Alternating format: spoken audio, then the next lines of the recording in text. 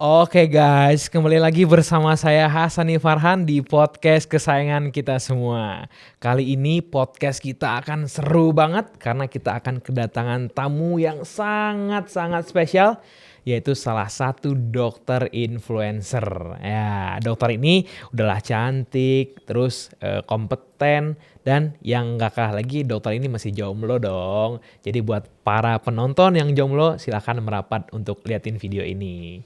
Oke, langsung saja kita sambut Dr. Fauzia Az-Zahra. Hai guys, kenalin saya Dr. Fauzia Az-Zahra. Saya lulusan Fakultas Kedokteran Unisba 2019. Sekarang kesibukan saya itu jadi content creator, Han. Oke. Sering ngasih edukasi kesehatan di media sosial gitu. Atau sekarang tuh lagi ngetrennya dokter influencer, Han, namanya. Oke, keren.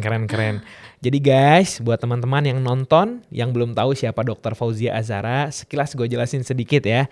Jadi Dr. Fauzia ini adalah salah satu dokter influencer yang sering memberikan edukasi kesehatan ke sosial media ya, teruntuk orang banyak.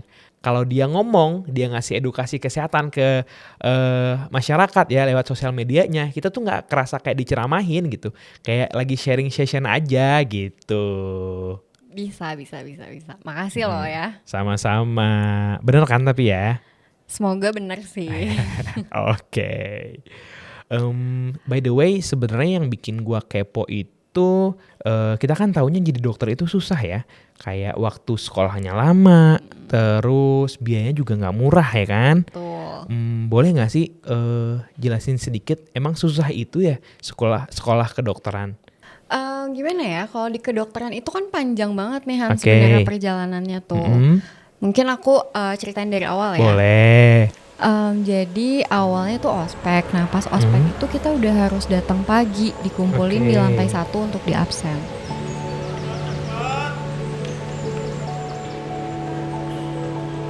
Kamu ngapain masih diam di situ?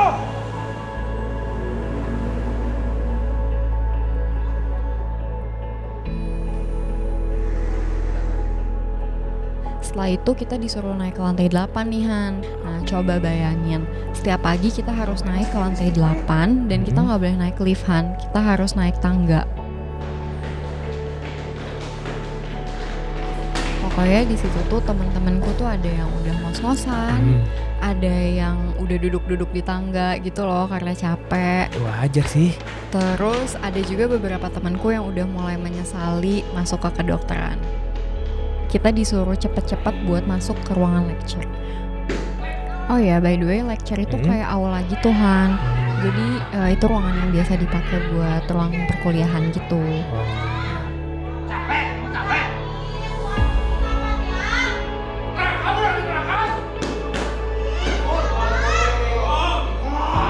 Nah pokoknya di situ tuh kita kayak abis banget deh sama tatipnya. Singkat cerita, udah tuh kita lewatin tahap ospek, kita lanjut ke fase sarjana. Bentar, itu fase sarjana sama kayak sarjana pada umumnya atau gimana sih? Sama kok, kita belajar dari teori dulu, sama aja kayak mahasiswa pada umumnya. Oh, berarti nggak ada bedanya dong dengan mahasiswa sarjana lainnya gitu ya? Iya, sama aja sih kalau belajarnya. Oke.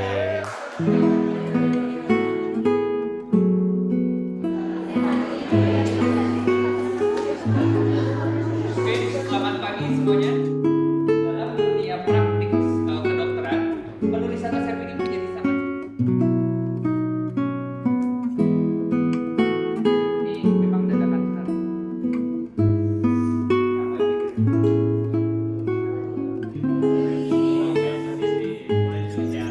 Tapi ada yang lain nih, Han. Kita ada praktek di lab juga. Di sana kita bisa lihat sel, bisa lihat jaringan, bahkan organ manusia pun ada.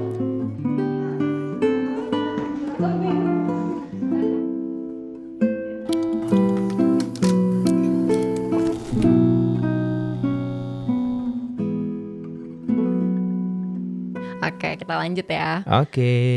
Selanjutnya ujian kali ya. Jadi ujian di kedokteran itu banyak banget, Han. Banyak banget. Aduh, lebay banget sih. Emang sebanyak itu sampai kayak harus banyak banget gitu loh. Jujur iya banyak banget. Ada berapa emang? Ada berapa ya? Ada 1, 2, ada 5 deh kayaknya. Gila sampai dihitung pakai jari gitu ya. Iya kan, banyak banget kan. Iya. Lumayan lah ya. Banyak sih dibandingkan fakultas lain kali ya. Ada 5. Tapi di antara 5 itu yang paling berkesan menurut kamu yang mana? Sejujurnya semuanya berkesan sih. Oke. Tapi ada 2 atau 1. Ada deh yang paling berkesan itu namanya Soka. Apa tuh Soka? Bacanya gimana Soka gitu? Soka aja. Soka, oke. Jadi di Soka itu kita tuh kayak dikasih case gitu kan. Nah nanti yang diujiin tuh gimana cara pemahaman kita terhadap case-nya, terus juga penalaran kita sama sampai penanganan kasusnya deh pokoknya.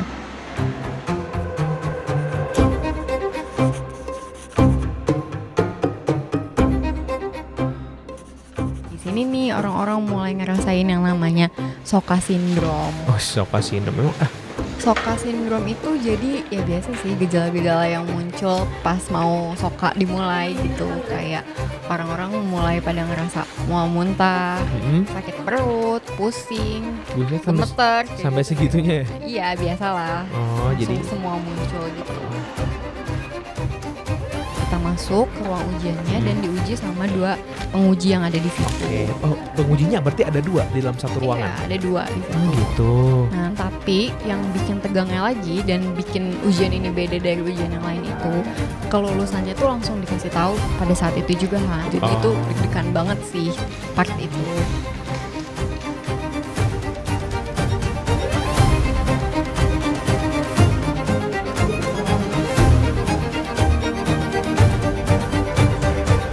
Oh iya, ada sidang skripsi juga. Ada kan? Tambah itu berarti. Oh iya.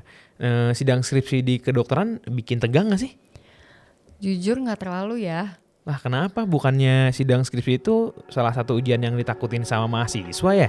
Iya sih, tapi mungkin udah kebanyakan ujian yang tadi disebutin itu loh. Oh Jadi iya, mungkin bener ya. kita udah terbiasa. Meskipun ya tegang juga sih. Oke.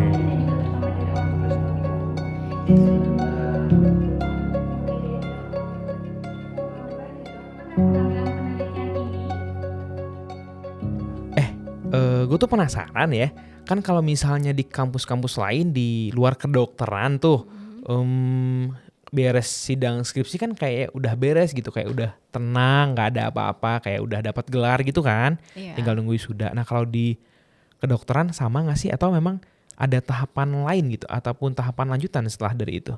Nah ini nih serunya. Jadi Oke. setelah kita beres sarjana tuh kita nggak langsung selesai Han kuliahnya. Oh lanjut lagi? Iya lanjut lagi 2 tahun. Oh yang itu ya, yang apa sih? Koas. Yang koas. Oh iya betul. bener, koas itu kan, yang di rumah sakit itu kan. Iya. Oh gitu. Boleh gak sih diceritain? Kayaknya seru ya koas ya. Mungkin Seru banget. banyak pengalaman gitu ya. Karena gue denger sih katanya muter di berbagai rumah sakit ya kan. Iya kayak gitu. Boleh dong Pindah-pindah ceritain. juga. Boleh dong ceritain ke kita gimana tuh pengalaman koasnya selama 2 tahun. Boleh. Tahu nggak Han, percaya atau enggak nih ya, kita tuh punya kata keramat tahu yang nggak boleh diucapin di IGD. Hah? Keramat? Kata apa tuh? Iya ada kata keramat, jadi kita tuh nggak boleh ngucapin kata wangi di IGD. Enak ya, kita hari ini lagi wangi.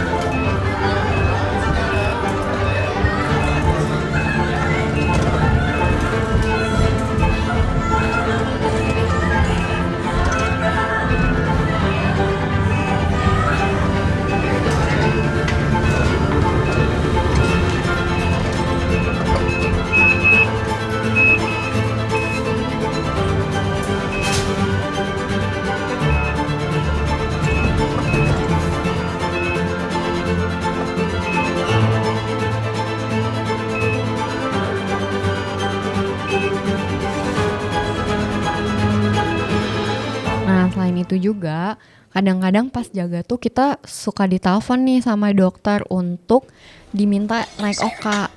Hah? Naik oka? Gimana tuh maksudnya? Iya jadi naik oka itu ikut operasi gitu sama dokternya. Kadang kita boleh ikut asistensi sama dokternya, jadi asisten dokter gitu. Oh. Nah di situ seru banget sih, tapi capek banget juga.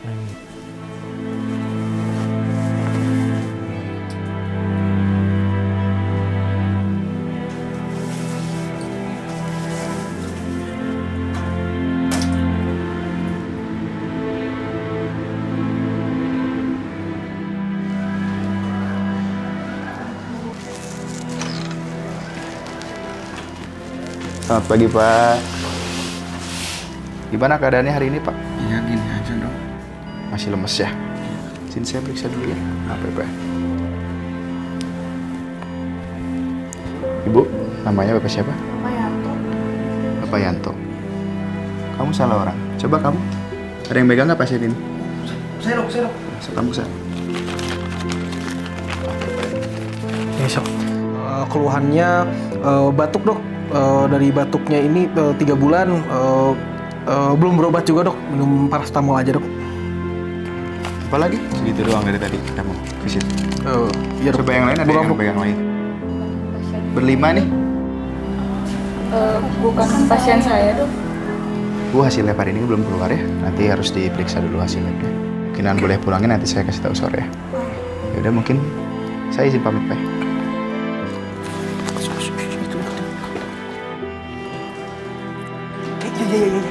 Iya sebentar.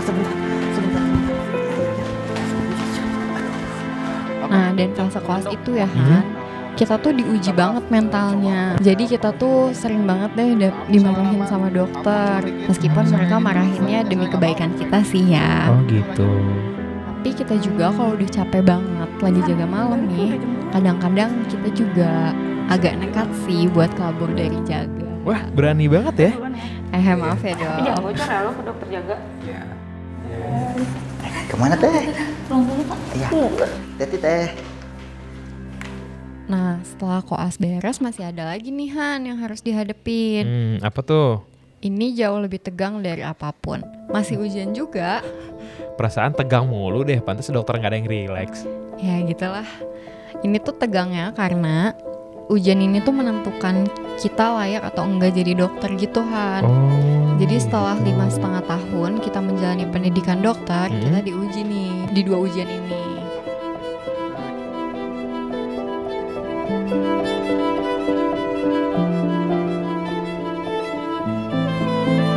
Peserta ujian dipersilakan menempatkan diri di tempat yang telah ditentukan. Silakan membaca soal. Silakan masuk.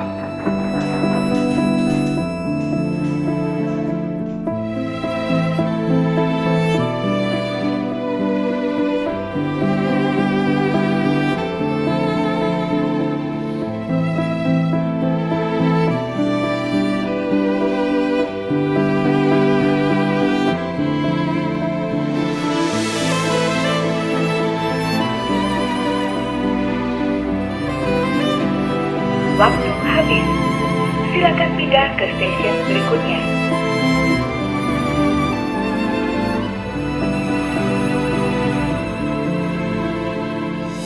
Wah, gila sih. Ternyata untuk menjadi seorang dokter itu perjalanannya tuh sekompleks ini ya ternyata ya. Kebayang sih bukan cuma ujiannya yang kompleks, tapi juga masalah ini juga kompleks ya. Itu salah satunya sih Han. Gila. Jadi sudah sejauh ini, sudah menjadi dokter, kamu bangga gak sih sebenarnya jadi dokter? Jelas bangga lah, bayangin aja perjuangannya tadi yang udah aku ceritain itu tuh belum seberapa Han. Perjuangannya tuh berat banget, tapi semuanya tuh kebayar pas kita semua mengucap sumpah dokter. Nah momen itu sih yang bikin aku bangga banget bisa sampai di titik itu. Sumpah Dokter Indonesia. Demi Allah saya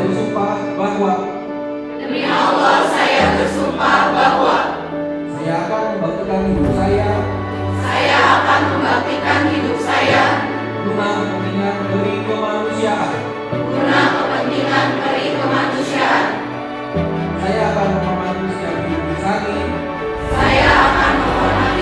hidup insani. Mulai dari saat pembuahan.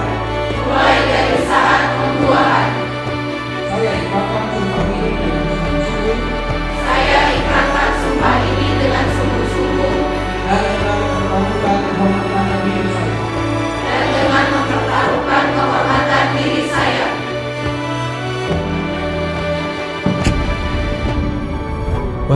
Gila sih, narasi Sumpah Dokternya dalam banget. Gue aja sampai merinding nih sekaki-kaki nih. Ya kan Han, momen itu tuh yang jadi rangkuman dari perjuangan kita selama ini dan menjadi memori yang baik untuk kita. Oke, sebagai penutup, barangkali ada pesan yang ingin disampaikan ke teman-teman sejawat kamu. Barangkali teman-teman sejawat kamu sedang menonton video ini, mungkin boleh disampaikan. Perjuangan kita baru saja dimulai, terus ingat memori baik ini untuk selalu dikenang dan untuk selalu dirayakan. Terima kasih kalian sudah berjuang, tidak kenal lelah dan juga tidak kenal siang maupun malam untuk sampai di tujuan ini. Terus ingat memori baik ini ya. Terima kasih teman-teman. Senyum bahagia di setiap